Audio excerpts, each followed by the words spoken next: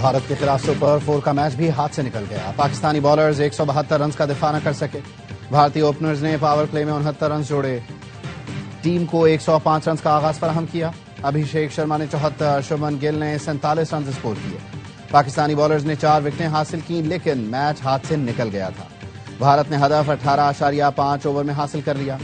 حارث رؤف کے 2 شکار. پاکستان نے پہلے کھیلتے ہوئے صاحبزادہ فرحان کے 58 رنز کی بدولت 171 رنز بنائے. سائم اور محمد نواز نے 21 رنز بنائے. فہیم اشرف نے 8 گیندوں پر 20 رنز اسکور کیے لیکن سب رائے گاہ گئے.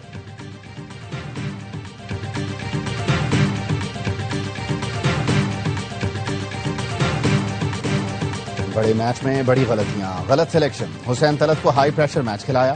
حارث سے پہلے بیٹنگ کے لیے بھیجا. بیٹرز ٹاپ آرڈر کے اچھے آغاز کا فائدہ نہ اٹھا سکے. کپتان سلمان علی آغا اور محمد نواز کی سست بیٹنگ. آخری اوورز میں اسکورنگ ریٹ نہ بڑھا سکے. نواز 19 گیندوں پر 21 اور آغا 13 گیندوں پر محض 17 رنز بنا سکے. بھارتی بالرز اور فیلڈرز دباؤ میں تھے. 5 کیچ چھوڑے لیکن قومی بیٹرز پھر بھی 200 رنز نہ بنا سکے. بیٹرز نے 46 ڈاٹ بالز کھیلی. 171 رنز بنے لیکن دفاع کے لیے کوئی پلاننگ نہیں تھی. اہم میچ میں بھی شاہین کے ساتھ پارٹ ٹائم کو گیند تھما دی گئی. ابھیشیک اور شبھمن نے بھرپور فائدہ اٹھایا. محمد نواز کو 1 اوور بھی نہیں دیا گیا. بالروں کو تو مار پڑی ہی، فیلڈروں نے 2 کیچ گرا کر رہی صحیح کسر بھی پوری کر دی.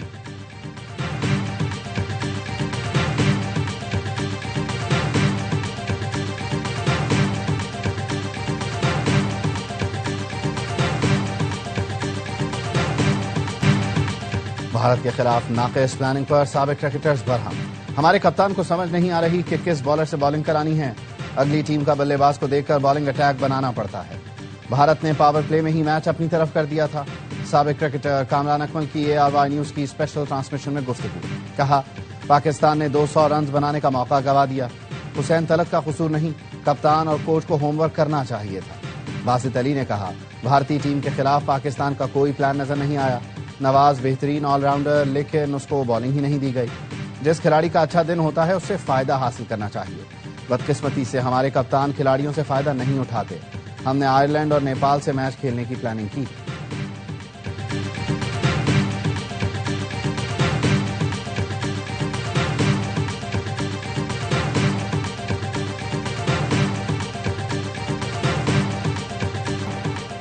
پہلے میچ ریفری اب تھرڈ امپائر بھی بھارتی پراکسی نکلا.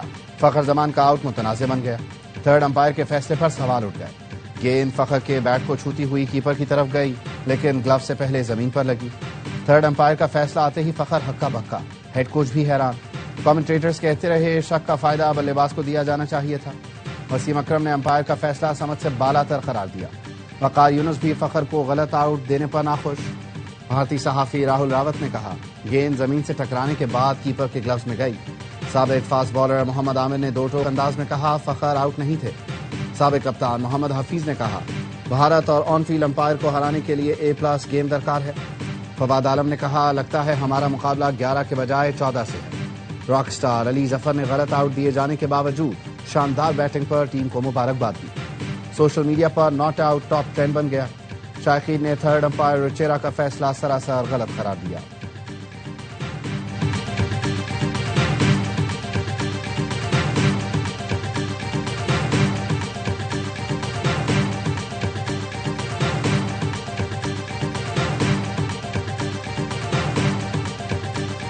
بھارت سے برابری کی بنیاد پر کشمیر سمیت تمام مسائل کا حل چاہتے ہیں.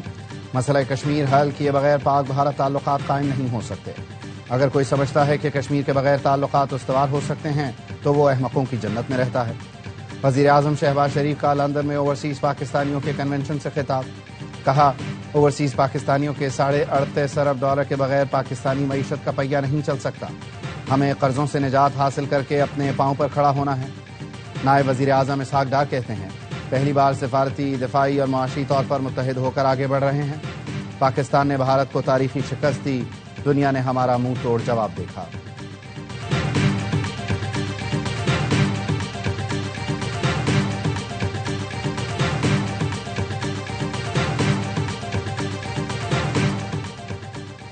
وزیر اعظم شہباز شریف آج برطانیہ سے امریکہ جائیں گے. 26 ستمبر کو اقوام متحدہ جنرل اسمبلی سے خطاب کریں گے. ترجمان دفتر خارجہ کا کہنا ہے وزیر اعظم غزہ کی صورتحال پر خصوصی اجلاس میں بھی شریک ہوں گے. فلسطینی ریاست کے قیام کے حوالے سے ہم خطاب کریں گے۔ شہباز شریف کی عالمی رہنماؤں سے ملاقاتیں ہوں گی۔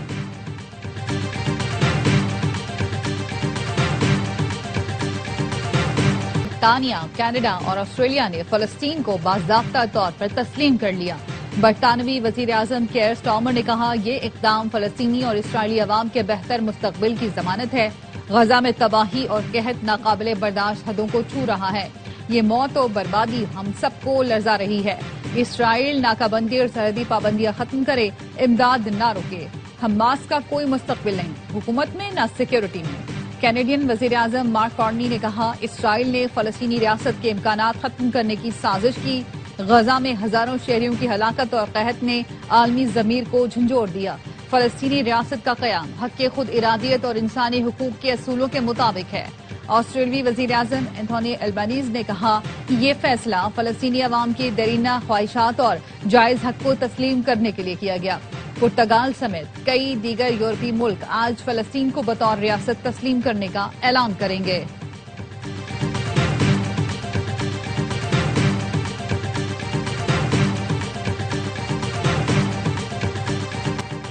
سعودی عرب میں قومی دن کے موقع پر تقریبات کا آغاز۔ قومی دن اور پاک سعودی معاہدے کی خوشی ایک ساتھ۔ سعودیہ میں مقیم پاکستانی نوجوانوں کا بھرپور جشن۔ صحرا میں پاکستان اور سعودی عرب کی دوستی کا شاندار مظاہرہ۔ آف روڈ جیپ ریلی، گاڑیوں پر پاکستان اور سعودی عرب کے پرچم لہرائے۔ شرکاء نے کیک کاٹا، دونوں ملکوں کی دوستی کے حق میں نعرے لگائے۔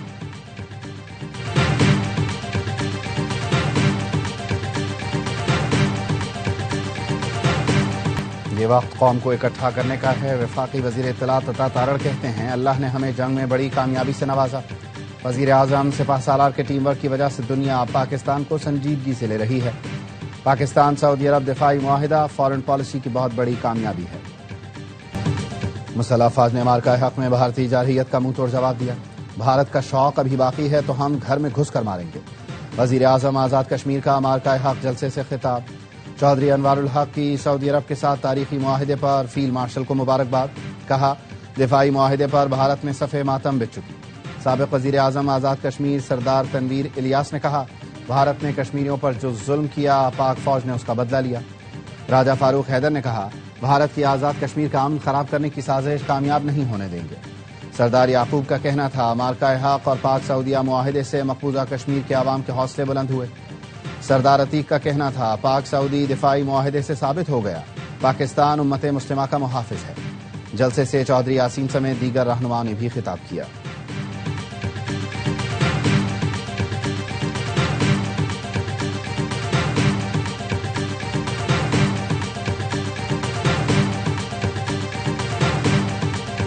صدر مملکت آصف علی زرداری دورہ چین کے بعد وطن واپس پہنچ گئے۔ صدر نے چینگدو، شنگھائی، ارومشی اور کاشغر کے دورے کیے۔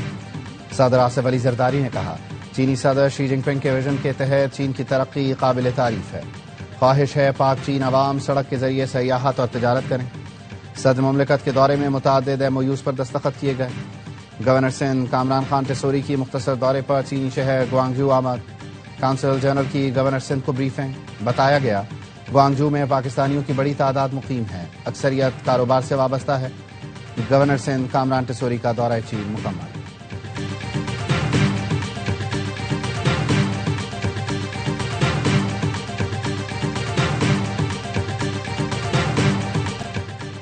بانی PTI سیاسی قیدی نہیں، مجرم ہے۔ جس طرح مودی کا میک اپ صاف کیا، اسی طرح بانی کا میک اپ صاف ہو چکا۔ وفاقی وزیر احسن اقبال کہتے ہیں، بانی PTI معیشت کی اینٹ سے اینٹ بجا کر اپنے جرم کی سزا کاٹ رہا ہے۔ کسی نے ترقی کی فصل اجاڑنے کی کوشش کی تو ہمارے پاس ہر طرح کا اسپرے موجود ہے۔ سیاسی سنڈیوں کا علاج کریں گے۔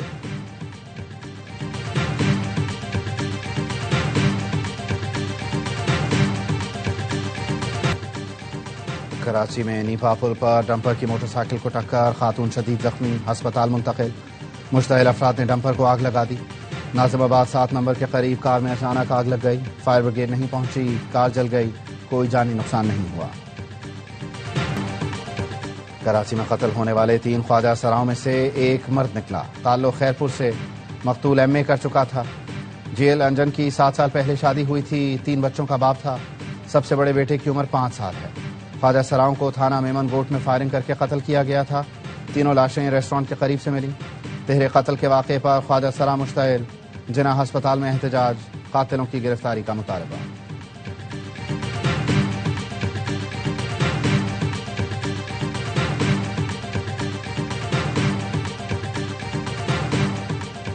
زیارت کے مغوی اسسٹنٹ کمشنر محمد افضل بیٹے سمیت ہرنائی میں شہید۔ محمد افضل اور بیٹے کو گزشتہ ماہ زیارت میں بابا زیزری پکنک پوائنٹ سے اغوا کیا گیا تھا۔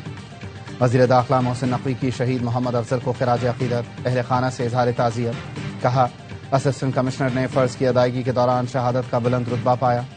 محمد افضل اور بیٹے کو شہید کرنے والوں کا انجام عبرتناک ہوگا۔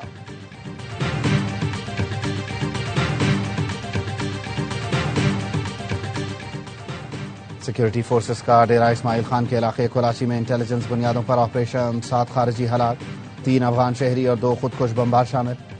ISPR کا کہنا ہے افغان سرزمین پاکستان کے خلاف دہشت گردی کے لیے استعمال نہیں ہونی چاہیے۔ وزیر اعظم اور وزیر داخلہ کا سیکورٹی فورسز کو خراج تحسین۔ وزیر اعظم نے کہا، ہر قسم کی دہشت گردی کے مکمل خاتمے کے لیے پرعزم ہے۔ محسن نقوی نے کہا، قوم سیکورٹی فورسز کے شانہ بشانہ کھڑی ہے۔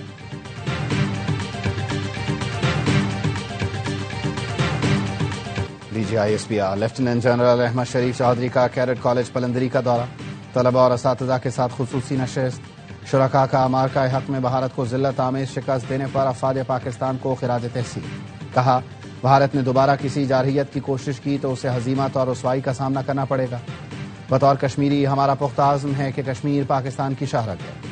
پاکستان اور کشمیر ایک ہیں، ان کو کوئی طاقت جدا نہیں کر سکتی۔ پرنسپل کیڈٹ کالج پلندری نے کہا، DGISPR کی گفتگو اور عزم نے ہمارے حوصلوں کو مزید تقویت دی۔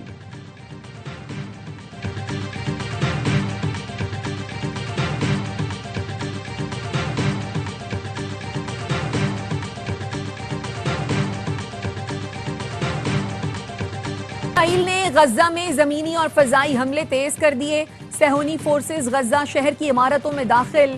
اسرائیلی بمباری سے 24 گھنٹے میں 91 فلسطینی شہید۔ صہیونیوں کی بے گھر فلسطینیوں کے خیموں پر بھی بمباری، بچوں سمیت متعدد فلسطینی شہید ہوئے۔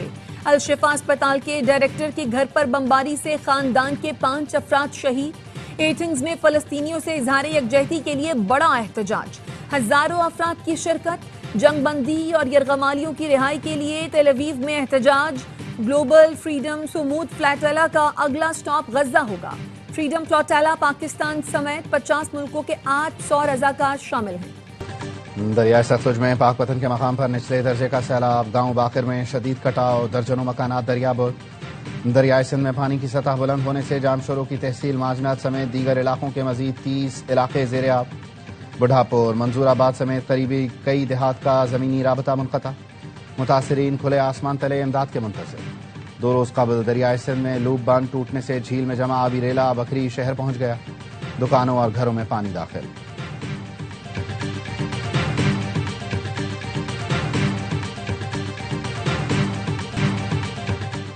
پنجاب میں سیلاب سے سب سے زیادہ کاشتکار متاثر ہوئے۔ صدر کسان اتحاد خالد کھوکھر کہتے ہیں، حکومت مدد کرے تاکہ اگلی فصل کاشت کر سکے۔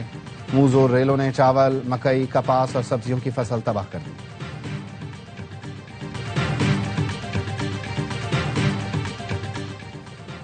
وزیر اعلیٰ مریم نواز نے سیلاب متاثرہ علاقوں میں چارہ مہنگا ہونے کی خبروں کا نوٹس لے لیا۔ سیلاب زدہ علاقوں میں جانوروں کے چارے کی فراہمی کے لیے تمام تر اقدامات کی ہدایت۔ پنجاب بھر میں سیلاب سے 47 لاکھ مویشی متاثر ہوئے۔ کراچی کا بلدیاتی نظام اسلام آباد سے نہیں چلایا جا سکتا۔ وفاقی حکومت کراچی کی بہتری چاہتی ہے تو آئیں مل کر کام کریں۔ میئر کراچی مرتضی وہاب کہتے ہیں، کراچی کی ترقی پر 28 ارب روپے خرچ کرنے جا رہے ہیں۔ گلیاں ٹاؤن بنائے اور بڑی سڑکیں KMC بنائے۔ منعم ظفر تنقید نہیں کریں گے تو کیا آپ چھولے بیچیں گے؟ جماعت اسلامی کو روڈ کٹنگ مد میں 14 ارب ملے۔ حافظ نعیم بھی ان سے نالا ہیں، اس لیے لاہور میں بیٹھ گئے۔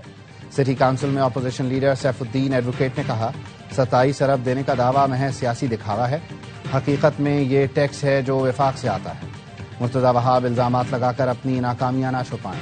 حب نہر اور شاہراہ بھٹو میں کرپشن سب کے سامنے ہے۔